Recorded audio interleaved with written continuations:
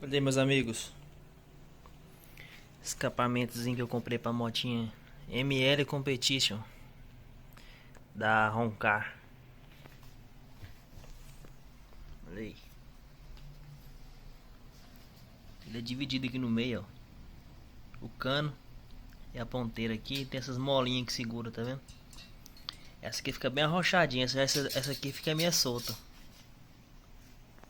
Se pá, eu vou colocar uma mola normalzinha só pra... Não tem perigo de soltar não, que vai parafusada ali, né?